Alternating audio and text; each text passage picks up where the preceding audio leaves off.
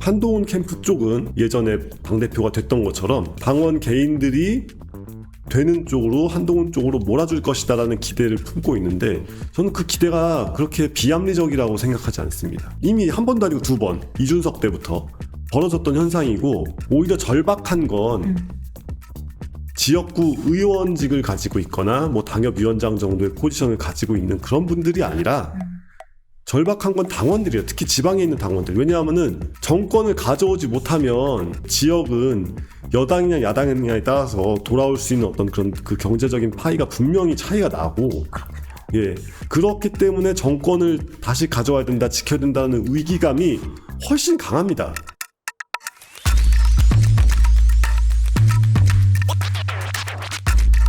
일단 국민의힘 토론 어떻게 보셨습니까? 저는 사실 그렇게 인상적인 장면까지는 없었다 이렇게 생각을 하고 있습니다. 예. 왜냐하면은 지금 이제 뭐 서로 엎치락뒤치락한 그게 중요한 게 아니라 어떤 좀 놀라운, 그러니까 이게 상식, 그러니까 우리가 알고 있는 지금까지 봐왔던 걸 조금 벗어나는 의제를 던져가지고 국면을 확 바꿔야 될 시점이에요. 근데 그런 거를 보여준 후보는 없었고 애초에 토론 자체가 그렇게 자기 주장을 펼칠 수 있는 그 여지를 주지도 않았고, 줬다고 해도 솔직히 후보들이 그 정도 준비가 되어 있었는지도 모르겠다 싶어가지고 저로서는 이렇게만 나가면 되게 곤란해질 것 같은데? 라는 생각이 좀 들었습니다. 그러니까 무난하게 진다? 같은. 무난하게 진다. 예, 아무리 잘해도 무난하게 지는 쪽으로 나가고 있는 것 그러니까 같다. 뭐 미래, 뭐 전략 이런 것이 보이지 않았다라는 예, 그렇죠. 이야기예요. 그러니까 뭐 핵보유국 이거는 좀 말도 안 되는 얘기니까 그거 좀 논외로 하더라도 어떤 큰 그림을 제시할 수 있거든요. 예를 들면은 제가 이제 최근에 여기저기다 하고 다니는 얘기인데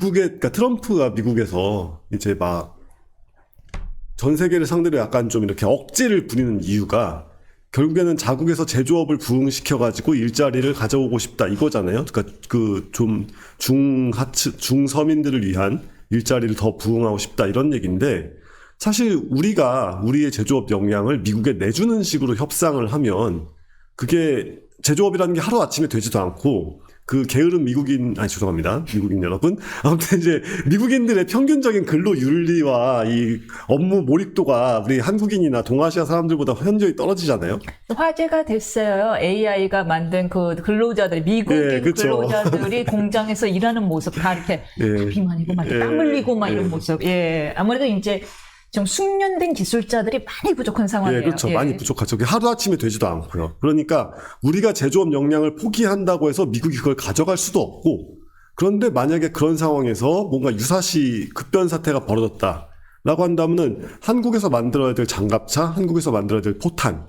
이런 것들이 안 만들어지면서 미국에서는 만들지 못하는 이런 상황이 올 수가 있잖아요. 충분히. 그러니까 우리는 우리의 제조업을 잘 하고 있어야 돼요. 그게 미국한테도 유리합니다. 근데 이런 식으로 한국의 제조업을 지키고 재부흥시키겠다, 같은 종류의 큰 그림을 이야기하는 후보가 없잖아요. 지금 다들 그냥 한덕수, 지금 얘기도 나오겠지만 한덕수 총리, 그러니까 권한대행이 잘하겠다라고 하는 것도 미국이랑 협상을 잘 해가지고 미국에서 100을 요구하면은 우리는 한 20, 25, 30 이 정도만 내주는 선으로 잘 막아보겠다라는 얘기인데, 그게 아니라 사실 우리는 뭐 미국과 혈맹이지만 어쨌건 뭐 다른 나라니까 우리의 국익을 지켜야 된단 말이에요. 이런 식으로 이게 기존의 보수 정당, 기존의 보수 정치가 가지고 있는 프레임을 좀 벗어난 사고를 하고 그걸 제시를 해야 중도도 포섭하면서 그의 동력을 바탕으로 다른 후보들도 싹 끌어안고 갈 수 있는데, 그렇죠. 지금은 그게 아니라 기존에 나와 있는 의제들만 계속 반복하고 있어요. 배신을 했냐 안 했냐, 예, 게시판을 그러니까요. 썼냐 안 썼냐, 예. 뭐 얘기는 하진 않겠습니다. 예, 그 뭐 이렇게 직봉이니까. 아니 뭐 누가 외모를 열심히 꾸미는 게 그렇게 뭐가 잘못이에요. 네. 안 꾸미는 사람이 문제지. 그 말 나와서 말인데, 물론 이번 주는 아니고 지난주였지만 네. 그 홍준표 후보가 이렇게 그 뭐 한동훈 후보한테 이렇게 한 말들이 있잖아요. 아니 본인도 옛날에 그 홈그리버드로 유명했던 분이 지금 오늘날 대한민국에서 남자가 뭐 중년 이상 남자가 자기 외모를 그렇게 꾸미는 게 그렇게까지 흉볼 일은 아니잖아요. 물론 저는 뭐 딱히 제가 그러는 취향은 아니지만 그러시는 분들이 많고, 특히 정치를 하는 사람처럼 대중한테 노출되는 사람은 그럴 수밖에 없는 건데, 그런 거를 가지고 그 인터넷에서 이게 몇몇 정치 고소비층들이 하는 얘기를 그대로 반복하는 이런 거를 토론회에서 아무리 막 보여준다 한들 뭐 리플 좀 달리고 조회수 조금 더 나오고 말고 이런 차이지 이게 국민 전체의 어떤 그런 방향성을 딱 제시해가지고 리더로 거듭나는데 과연 얼마나 도움이 될까 하는 의문이 좀 있습니다. 가장 인상적인 장면이 그럼에도 불구하고 있다면 뭘 꼽으시겠어요? 김문수 이렇게 사람이라면 그럴 수 있냐 뭐였죠? 인륜 발언 막 이런 거 인간적으로 인간적으로 예. 눈에 넣어도 아프지 않은 예. 인간적으로 진짜 왜요? 아니 저는 개인적으로는 제가 이제 출신지가 경기도 부천이다 보니까 제가 이제 그 김문수 후보 지역구 바로 딱 거긴 아니었고 아무튼 이게 겹친단 말이에요. 그러다 보니까 어쨌건 이제 되게 정치인으로서 대중 정치인으로서 좋은 모습 많이 보여주어 왔고 뭐 좀 그랬어요. 그러니까 나쁘지 않은 인상을 가지고 있었고 또 어쨌건 과거에 노동운동을 열심히 했던 사람이 이제 자기가 포지션을 바꿨다라고 할 때 그것을 부끄러워하지 않고 오히려 당당하게 나는 관점이 바뀌었으니까 이 관점에 헌신하겠다라는 태도도 솔직히 저는 막 그거를 뭐 전향한 극우 뭐 이런 식으로 얘기하는 게 좀 부당하다고 봅니다. 사람이 생각을 바꿀 수 있고 생각을 바꿨으면은 거기에 맞춰가지고 또 열심히 사는 게 좋죠. 여러모로 바람직한 모습인데 너무 심플하고 너무 이렇게 좋게 말해서 담백하고 너무 이렇게 순박하신 거 아닐까 하는 생각을 지울 수가 없더라고요. 그걸 순박하다. 너무 순박하게 대하시는 거 아닐까. 근데 지금 이제 우리가 딱 한 15년 전만 해도 그런 순박한 정치인, 순박한 리더가 오히려 먹힐 수 있는 시대였다고 생각을 하는데 박근혜 전 대통령도 사실 순박함이잖아요. 그분은 되게 물론 정치적인 계산을 되게 잘하시는 분이지만 대중을 향한 메시지는 기본적으로 다 진심, 투박한 느낌이 그렇죠. 약간 투박함을 연출해서 막 말이 현란하고 단어가 또박또박하고 이런 건 아닌데 예. 몇 마디를 해도 투박한데 진심이 전해지는 예, 그런 그렇죠. 느낌이 있었어요. 딱 그 느낌의 정치인이잖아요. 김문수의 정치 스타일도 그건데 근데 저는 굉장히 순박이란 말에 동의를 하는 게 특히 그 장면이 있었잖아요. 나는 봉천동에서 이렇게 살고 있다. 예. 그리고 나는 이렇게 어릴 때부터 진짜 자벽 일을 하면서 자랐다. 그리고 봉천동에 사는데 우리 한 후보는 타워 팰리스에 살고 있지 않느냐라는 거에 대해 한동훈 후보가 예상했다는데 반문을 던지잖아요. 그런데 우리 선배님께서는 뭐 그렇게 이렇게 노동운동하고 하는 경우가 한 7년 정도 되고요. 고생하신 거 인정합니다. 근데 그 이후로는 기득권자로만 살아오셨죠? 그러니까 얘라고 하면 어떻게 거기서 저 너무 당황을 했는데 이제 나중에 보니까 김문수 후보님이 이게 going on, keep going을 약간 하는 말버릇이 있으시더라고. 꼭 동의는 아니고 오케이 계속해보세요 뜻인 것 같은데 그 순간 타이밍이 너무 하시는데 캠프 쪽에서 당황했겠다 싶더라고요. 순박하신 거죠. 네. 근데 그런 지도자가 필요할 때가 있고 예. 그런 지도자가 되게 강력할 때가 있습니다. 예. 근데 문제는 지금이 그럴 때인가 하는 생각을 안 할 수가 없는 상황이긴 하잖아요. 왜냐하면 뱀같이 슬기롭고 비둘기같이 선량해야 되는데 아니 뭐 뱀도 아니고 지금 막 저기 태평양 건너에서 막 킹 코브라 같은 막 지금 메이크 아메리카 그레이트 어게인 하면서 막 그러고 있는 상황에서 우리가 원하는 지도자상이 무엇이냐 뭐 이런 생각을 좀 더 해보게 되는 측면이 있는 거죠. 좀 걸러졌다라는 평가가 있는데 예. 이재명 대표가 뭐 워낙에 이재명 대표도 토론에 능한 것으로 알려져 있고 공격 레벨이 높잖아요. 그럼 이재명 대표와 본선에서 치열하게 대적할 수 있는 후보가 누구인 걸로 보이세요? 저는 그래서 다시 한번 아까 했던 얘기의 연장선상인데 네. 후보 개인의 화법이나 뭐 이런 거를 따지기 이전에 이재명과 어떤 의제로 맞설 것이냐를 얘기를 해야 된다고 봅니다. 의제로. 예. 지금 국힘 경선이 너무 잘못 짜여졌다고 생각을 하는 게 경선 토론이 잘못 짜여졌다고 생각하는 게 자기 비전을 제대로 제시할 수 있는 시간 이런 건 없고 무슨 MBTI 뭐 이런 걸 하고 있었잖아요. 그러니까 악플 읽기 뭐 예, 장난 아닙니까? 그러니까요. 예. 근데 정말 중요한 거는 어쨌건 이재명이라는 후보는 의제가 확실한 사람이에요. 국가는 돈이 많다. 부자들은 돈이 많다. 그것을 내가 권력으로 가져와서 뭐 중간에 뭐 일부가 어떻게 좀 될 수도 있겠지만 아무튼 그 돈을 권력으로 가져와서 이렇게 나눠주겠다 가난한 사람들한테 이런 조금씩. 그 좋게 말하면 의적 뭐 나쁘게 말하면 더 나쁘게 말할 수 있는 뭐 이런 종류의 경제관을 가지고 계신데 여기에 그렇죠. 네. 제대로 된 논리적 반박을 가장 최근에 중량급 정치인이 한 건 이준석 후보였던 거고, 지금 후보라고 해도 되죠. 어차피 선출됐으니까. 그 당 내에서.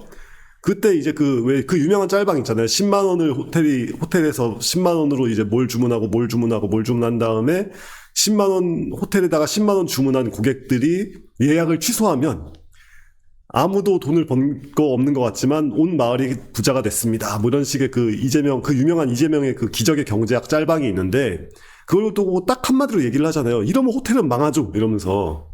근데 그 전까지 수많은 사람들이 그것을 여러 가지 방식으로 인터넷에서 비웃어 왔지만 그게 아니라 그 정도 위치가 되는 대선 후보로 어쨌건 인정받는 정치인 중에서는 정확한 반박이 처음 나왔단 말이에요. 그러면은 그게 반박을 하는 걸 넘어서 그러면 우리가 어떻게 돈을 벌 것이냐. 우리 대한민국이란 이 마을이 지금 점점 다 늙어가고 있고 주요 산업 섹터가 공격당하고 있는 이런 상황에서 어떻게 우리가 계속 잘 먹고 잘 살려면 더 잘 먹고 잘 살려면 어떻게 해야 되냐. 이런 거에 대한 큰 그림을 가지고 제시하는 사람이 없잖아요. 없다. 예. 이게 돼야 이재명식의 한탕경제, 이재명식의 그 한탕해서 나눠 먹자 하는 이런 잘못된 경제관을 이겨낼 수가 있습니다. 그러니까 이재명식의 경제관이라는 게 그게 막 특별히 이재명만의 창작품도 아니고 인류가 근대 자본주의를 시작하기 전에는 누구나 가지고 있었던 사고방식이란 말이에요.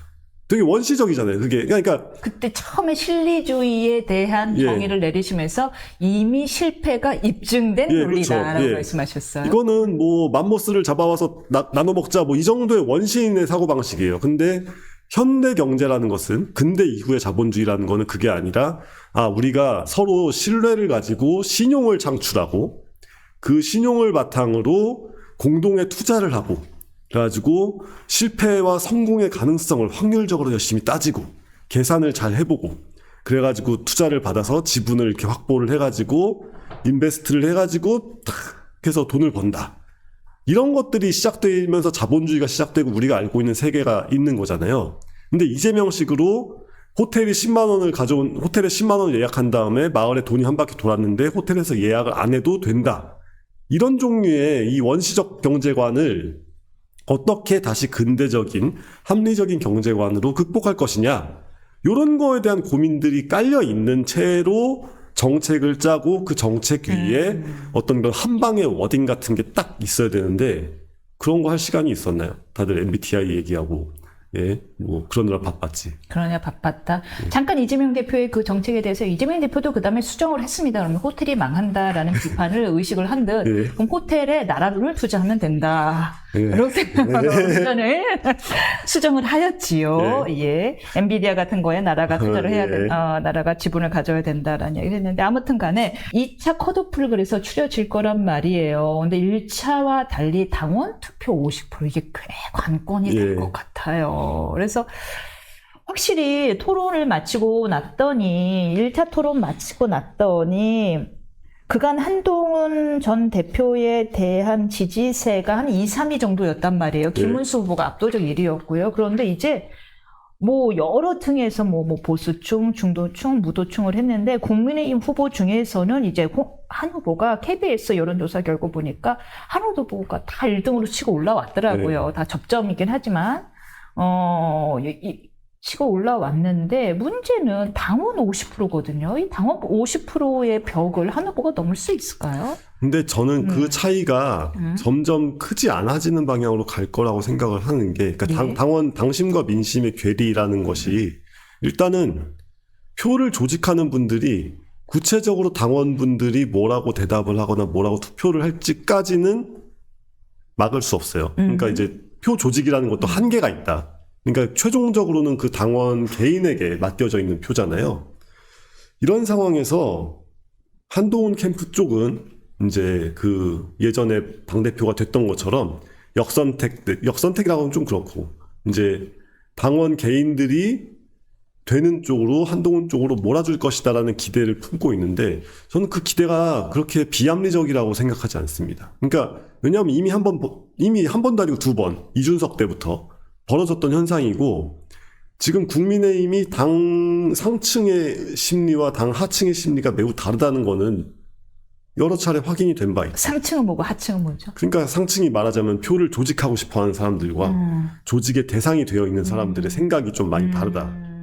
그러니까 오히려 절박한 건 지역구 의원직을 가지고 있거나 뭐 당협위원장 정도의 포지션을 가지고 있는 그런 분들이 아니라 절박한 건 당원들이에요. 특히 지방에 있는 당원들. 왜냐하면은 이게 정권을 가져오지 못하면 그러니까 우리는 지금 서울에 살고 있는 사람들은 잘 못 느끼는데, 지역은 여당이냐 야당이냐에 따라서 돌아올 수 있는 어떤 그런 그 경제적인 파이가 분명히 차이가 나고, 그렇군요. 예, 그렇기 때문에 정권을 다시 가져와야 된다, 지켜야 된다는 위기감이 훨씬 강합니다. 그러네요. 제가 고향 충북 충주이지만 대부분의 지방 소도시의 평균 수입 임금이 200만 원 안팎이거든요. 네, 그러니까요. 그래서 진짜 삶이랑 직결되네요. 예. 그래서 그러니까 지역의 당심이라는 게 우리가 흔히 생각하는 그 인터넷에서 많이 접할 수 있는 그런 거랑은 다르게 굉장히 오히려 현실적으로 생존을 위해서 움직이는 경향이 크고, 그게 여론조사랑 점점점 차이가 줄어드는 게 일반적이라고 생각을 하거든요. 게다가 뭐 제가 직접 찾아본 건 아니지만 어제 보니까 구글 트렌드에서도 검색을 해보면 김문수가 많이 정체되거나 떨어지고 있고, 심지어 한덕수에 대한 구글 트렌드 결과도 별로 그렇게 신통치가 않게 정체 내지는 내려가고 있고, 뭐 그렇다고 하더라도 한동훈만 좀 올라가고 있는 추세여서, 그것도 좀 시사하는 바가 있는 거죠.